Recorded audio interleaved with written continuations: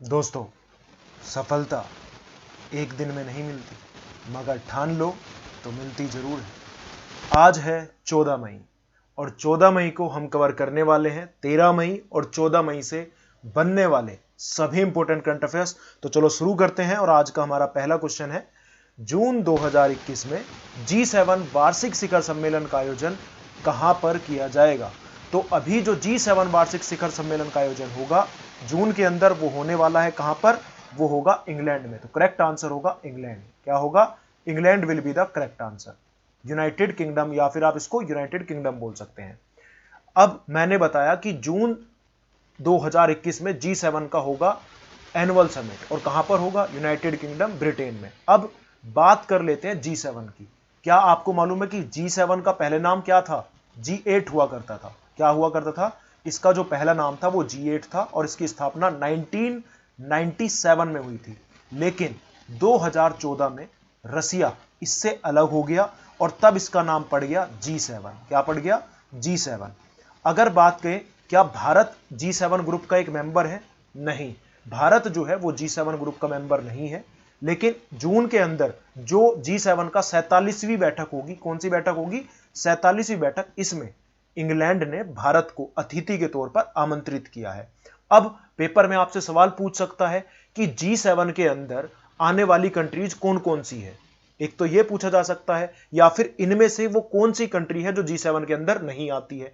इसके लिए आपको पता होना चाहिए कि G7 में कौन कौन सी कंट्री आती है। तो इसको याद रखने के लिए आप एक ट्रिक याद रखिए, जीएफ को जूस पिलाऊंगा, गर्लफ्रेंड को जूस पिलाऊंगा। ये एक ट्रिक है। जी से आपका बनेगा जर्मनी, एफ से बनेगा फ्रांस, जे से बनेगा जापान, यू से बनेगा यूएसए यानी कि अमेरिका, आई से आप लोगों का जो बनेगा वो होगा इटली, इंडिया नहीं इटली, सी से आपका बनेगा कनाडा, कनाडा, और ई से बनेगा इंग्लैंड। तो ये 7 मेंबर्स का ग्रुप है जो एक तरीके से बनाया गया था 1997 में, 1997 में G8 के नाम से। लेकिन 2014 में रसिया इससे अलग हो गया था। तो ये सारी चीजें आप याद रखेंगे। अगले क्वेश्चन की तरफ बढ़ते हैं। अगले क्वेश्चन पर जाने से पहले अगर आपसे पूछ लिया जाए इंग्लैंड के प्रधानमंत्री का क्या नाम है, तो इंग्लैंड के प्रधानमंत्री का नाम है बोरिस जॉनसन। वहीं पर आपसे पेपर में G20 से भी क्वेश्चन पूछे जा सकते हैं कि जैसे G20 का क्या कोई हेडक्वार्टर है? नहीं, G20 का कोई हेडक्वार्टर नहीं है। अगर आपसे पूछा जाए G20 का 2020 की जो बैठक हुई थी वो कहां पर हुई थी? इसको आपातकालीन बैठक बोला गया था। ये सऊदी अरब में हुई। 2021 की बैठक कहां पर होगी? इटली के अंदर होगी। अगर आपसे पूछे 2022 की कहां पर होगी? इंडोनेशिया में। और 2023 की होगी भारत में। नेक्स्ट क्वेश्चन है, लाग बी ओमार उत्सव का संबंध किस देश से है? तो लाग बी ओमार उत्सव का जो संबंध है वो है इजराइल से। इजराइल जो कि यहूदियों का एकमात्र देश है। इसका यहूदियों का एकमात्र देश इजराइल। और ये चर्चा में क्यों है? क्यों पेपर में यहां से सवाल आ सकता है? क्योंकि जो ये लाग बी ओमार है ना, ये एक त्योहार है जो इजराइल के अंदर मनाया जाता है। लेकिन इस पर क्या हुआ कि यहां पर भगदड़ मच गई, और भगदड़ मचने की वजह से 50 से ज्यादा लोगों की मौत हो गई। अब दिमाग में आया होगा ऐसा क्या हुआ कि यहां पर जो मौत हुई और इतना लोग इकट्ठा कैसे हुए थे। दरअसल इजराइल के अंदर होता है हिब्रू कैलेंडर। कौन सा? Hebrew calendar. याद रखिएगा कहां का हिब्रू कैलेंडर? इजराइल का। तो हिब्रू कैलेंडर की 18 तारीख को, हिब्रू कैलेंडर की 18 तारीख को आयर महीने में, कौन से महीने में? आयर महीने में, एक यहाँ के बहुत ही फेमस है रब्बी सीमान, उनके सम्मान में एक महोत्सव मनाया जाता है। रब्बी सीमान नाम के एक व्यक्ति हैं, उनके एक तरीके से रब्बी सीमान नाम से उनके सम्मान में एक महोत्सव मनाया जाता है। उसी महोत्सव पर लोग इकट्ठा हुए थे और इसी दौरान वहां पर भगदड़ मची, जहां पर 50 लोगों से ज्यादा लोगों की मौत हो गई। अब अगर आपसे पेपर में पूछे कि यहूदियों का पूजा स्थल कहां पर है, तो यहूदियों का जो पूजा स्थल है उसका नाम, उसे क्या बोलते हैं? उसे बोलते हैं सिनेगोग। क्या बोलते हैं? सिनेगोग, यहूदी के पूजा स्थल को। वहीं पर अगर आपसे पूछते हैं जो बुद्ध होते हैं, बुद्ध धर्म वाले, उनके पूजा स्थल को क्या बोलते हैं? स्तूप। क्या बोलते हैं? स्तूप। वहीं पर आपको याद होगा बात इजराइल की हुई है, तो अभी कुछ दिनों पहले मैंने आपको करंट अफेयर्स में पढ़ाया था पाइथन 5 मिसाइल के बारे में, जो कि एक एयर टू एयर मिसाइल है, जिसका जो है हेलीकॉप्टर से क्या किया गया था? टेस्टिंग की गई थी। इसका ये मिसाइल किसने बनाई है? इजराइल की ही मिसाइल है पाइथन 5। और इसका जो नाम था वो क्या है? सफीर नाम था इजराइल में, लेकिन भारत ने इसको खरीद लिया था, सफीर। नाम की इस मिसाइल को। ठीक है, बढ़ते हैं अगले क्वेश्चन की तरफ। नेक्स्ट क्वेश्चन है, नेक्स्ट क्वेश्चन पर जाने से पहले अगर दोस्तों आप आज की इस वीडियो का पीडीएफ डाउनलोड करना चाहते हैं तो आप प्ले स्टोर से ऐप डाउनलोड करिए, ऑल इंडिया स्टूडेंट्स कम्युनिटी, उसको डाउनलोड कर लीजिए। डेली के करंट अफेयर्स का पीडीएफ आपको वहां पर मिलता रहेगा। और साथ ही साथ कल से आप लोगों का एकलव्य बैच स्टार्ट हो रहा है, जो कि सीआईएसएफ हेड कांस्टेबल मिनिस्ट्रियल के लिए होगा। जो लोग ज्वाइन करना चाहते हैं वो ज्वाइन कर सकते हैं, अभी 70% ऑफ चल रहा है। और यूपीएसआई वगैरह के लिए भी आप लोगों के बैच जो है यहाँ पर अवेलेबल है, बहुत ही रीजनेबल प्राइस में आप इन बैच को खरीद सकते हैं। 300 350 तक की कॉस्ट में 1 साल की आप लोगों को क्लासेस मिलेंगी। तो नेक्स्ट क्वेश्चन है हमारा, नाटो की स्थापना कब की गई थी? नाटो, तो दोस्तों नाटो जिसका फुल फॉर्म है नॉर्थ अटलांटिक ट्रीटी ऑर्गेनाइजेशन, क्या है? North Atlantic Treaty Organization. इसका जो स्थापना है वो हुआ था 1949 में। अब तुरंत मन में सवाल आना चाहिए कि 1949 में हुआ था क्यों, कारण क्या था? क्योंकि रूस के खिलाफ एक सैन्य गठबंधन बनाना चाहते थे कुछ लोग, कुछ देश, और इसीलिए नाटो की स्थापना की गई थी 1949 में। अगर आपसे पूछे कि नाटो का हेडक्वार्टर कहां पर है, तो नाटो का जो आपको हेडक्वार्टर मिलेगा वो मिलेगा बेल्जियम की राजधानी ब्रुसेल्स में। कहां पर? बेल्जियम की जो राजधानी है ब्रुसेल्स, यहीं पर नाटो का हेडक्वार्टर है। और यहीं पर आपको यूरोपियन यूनियन का भी हेडक्वार्टर मिलेगा। कौन, कहां, किसका? यूरोपियन यूनियन का। और यूरोपियन यूनियन में अभी कितने सदस्य हैं? 27। पहले 28 हुआ करते थे, लेकिन क्या हुआ था, जो इंग्लैंड है वो इससे अलग हो गया था। इस किससे? ब्रिटेन जो है यूरोपियन यूनियन से अलग हो गया था, और इसको ही बोलते हैं हम ब्रेग्जिट के नाम से। ब्रेग्जिट, आपने नाम बहुत सुना होगा, पेपर में क्वेश्चन आ चुका है कि ब्रेग्जिट क्या है। तो यूरोपियन यूनियन से ब्रिटेन के अलग होने को ही ब्रेग्जिट बोला जाता है। और इस समय यूरोपियन यूनियन के कितने सदस्य? 27। हेडक्वार्टर इसका भी ब्रुसेल्स में है, और नाटो का हेडक्वार्टर भी आप लोगों को ब्रुसेल्स में ही मिलेगा। अब नाटो मैंने आज यहां पर क्यों पढ़ाया है? क्योंकि अभी नाटो द्वारा एक सैन्य अभ्यास किया गया था, और इस सैन्य अभ्यास का क्या नाम था? Defender Europe 2021।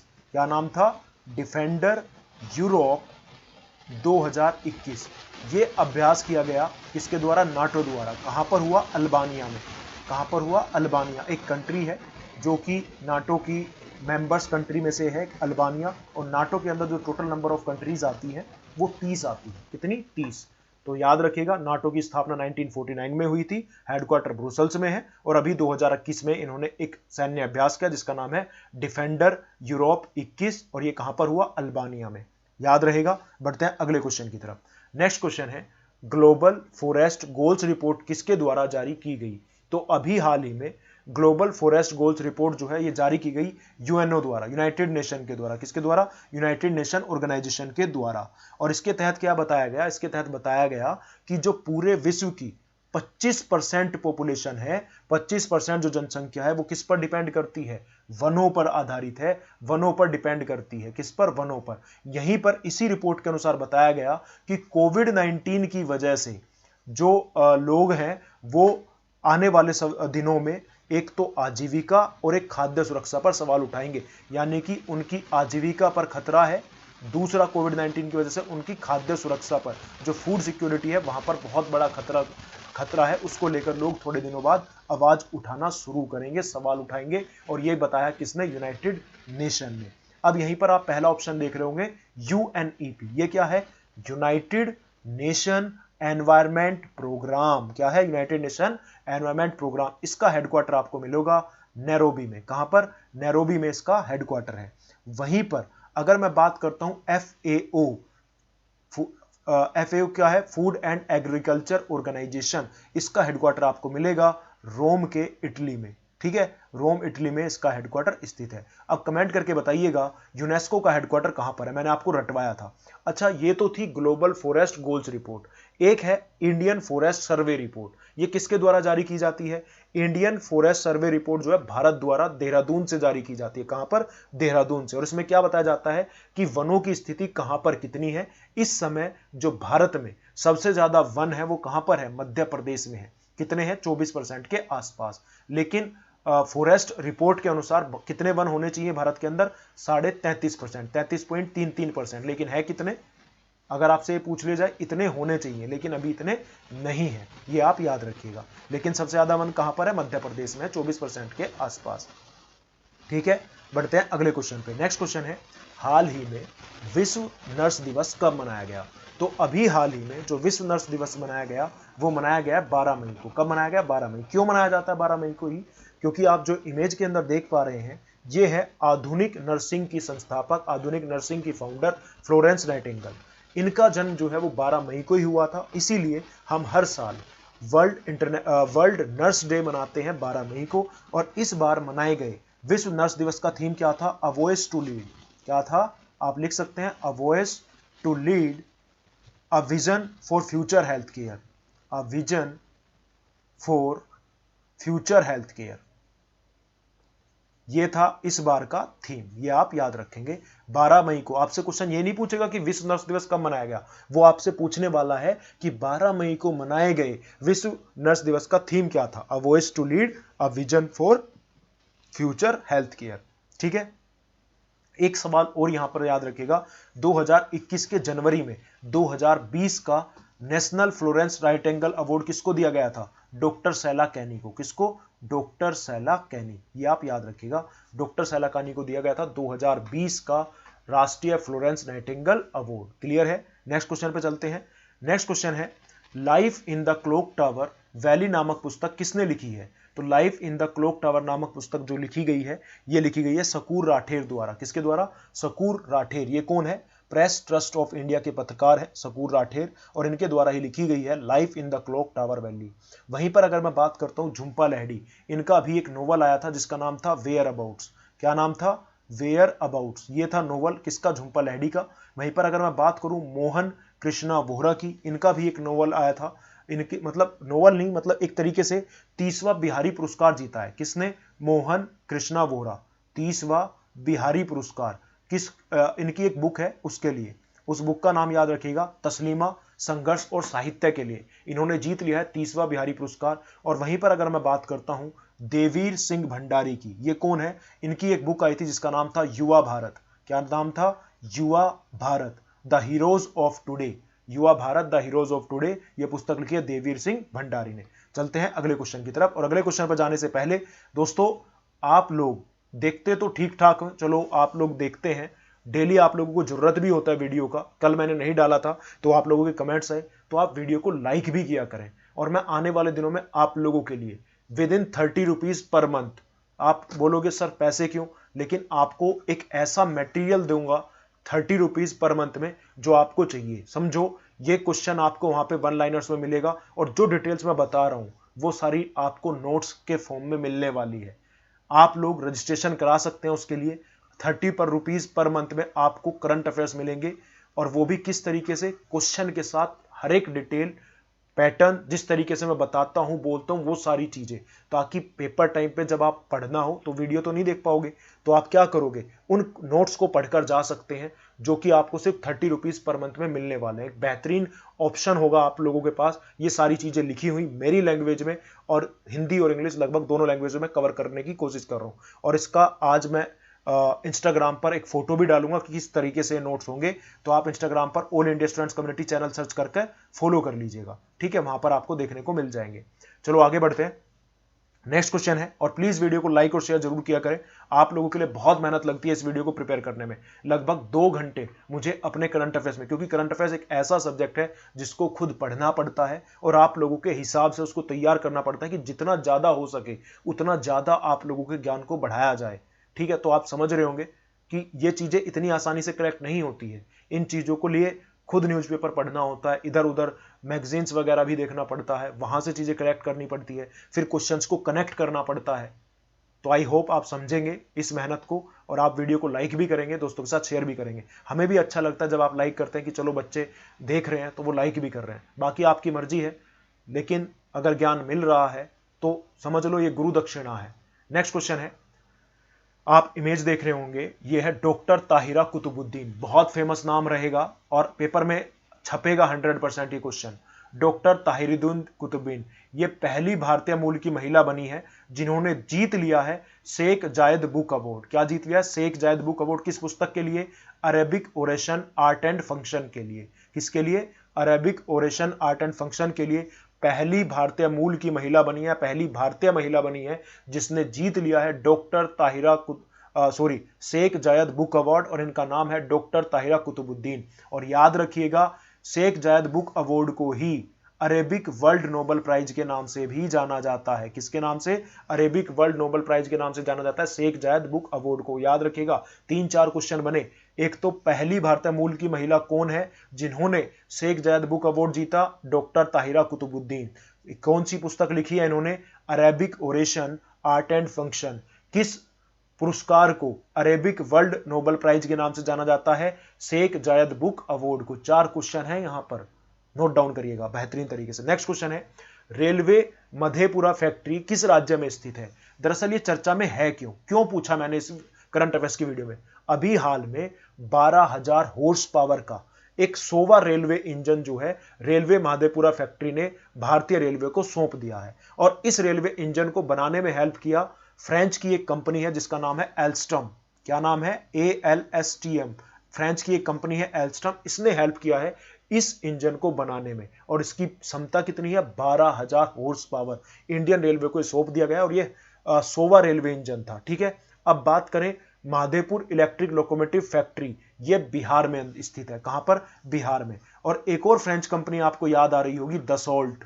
क्या नाम है? दसोल्ट। ये क्यों चर्चा में है और क्यों मैंने यहां पर इसका जिक्र किया है? क्योंकि इसने राफेल बनाया है। राफेल फाइटर जेट प्लेन जो है वो दसोल्ट द्वारा बनाया गया है। ठीक है, अब यहां पर एक और सवाल बनता है, रेल मंत्री भारत के हमारे इस समय रेल मंत्री कौन है? कमेंट करके बताओ जरा। अगर मैं पूछूं इस समय CEO कौन है? रेलवे बोर्ड के अध्यक्ष और CEO वो है सुनीत शर्मा। कौन है? सुनीत शर्मा। नेक्स्ट क्वेश्चन, पहली किसान रेल कहां से कहां तक चली थी? महाराष्ट्र के देवलाली से बिहार के दानापुर तक। वहीं पर अगर आपसे पूछ ले 100वीं किसान रेल, वो पश्चिम बंगाल के शालीमार से लेकर महाराष्ट्र के संगोला तक। और वहीं पर पूछ ले दक्षिण भारत की पहली और भारत की दूसरी किसान रेल, वो चली थी आंध्र प्रदेश के अनंतपुर से दिल्ली के आदर्श नगर। चीजों को याद रखिएगा, अगर एक बार में चीजें समझ ना आ रही हो तो रिपीट करके देख लेना। नेक्स्ट क्वेश्चन है आपकी स्क्रीन पर, RBI के नए कार्यकारी निदेशक कौन बन गए हैं? तो RBI के नए कार्यकारी निदेशक बन गए जोस जे कट्टूर। नाम याद रखिएगा।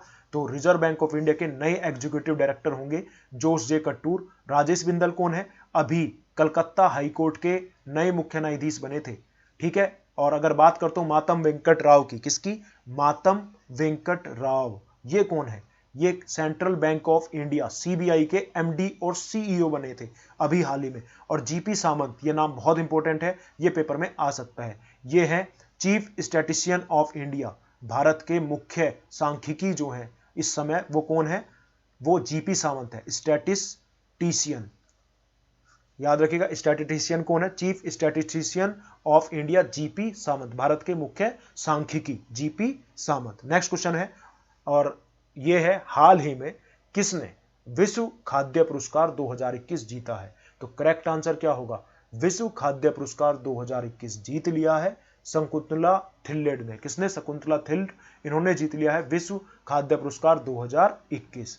और ये क्वेश्चन सीधा सीधा पूछ लेता है, पिछली बार किसने जीता था? रतन लाल ने जीता था 2020 का, इस बार शकुंतला थिल्ड ने जीत लिया है। अब आप लोगों के लिए क्वेश्चन ऑफ द डे, और क्वेश्चन ऑफ द डे से पहले अब दबा दो यार लाइक का बटन, जिन लोगों ने नहीं दबाया जल्दी से चेक करो कि आपने काला टीका इस वीडियो को लगाया है या नहीं, और शेयर जरूर करिएगा। और इस क्वेश्चन का जवाब आप मुझे कमेंट करके बताएंगे, which Indian state has launched a digital flood reporting system? पिछली वीडियो में मैंने बताया था, कमेंट करो। नेक्स्ट क्वेश्चन है, who won the Madrid open title in main singles? इसका जवाब भी आप मुझे कमेंट करके देंगे। तो दोस्तों ये थे आज के हमारे सभी इंपॉर्टेंट करंट अफेयर्स। अगर अभी तक आपने वीडियो को लाइक नहीं किया तो वीडियो को लाइक कर दीजिए, दोस्तों के साथ शेयर करिएगा।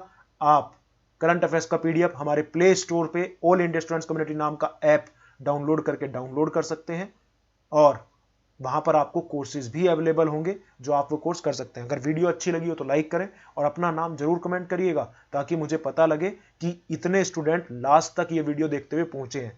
थोड़ा टाइम निकाल लो, अपना नाम तो लिख सकते हो कमेंट में, नाम ही लिख दो, पता तो लगे कि कितने लोग हैं जो आखिरी तक पहुंचते हैं। ठीक है, और चलो मिलते हैं कल, तब तक के लिए धन्यवाद। जय हिंद, जय Bharat, take care, love you और बाय बाय। ध्यान रखिएगा, खुश रहिएगा, और चैनल को सब्सक्राइब करिए, बेल आइकन दबा के रखिए, ताकि जब भी कोई वीडियो डालूं आपको उसके तुरंत अपडेट्स मिलते रहें और आप कोई भी वीडियो मिस ना करें। Thank you.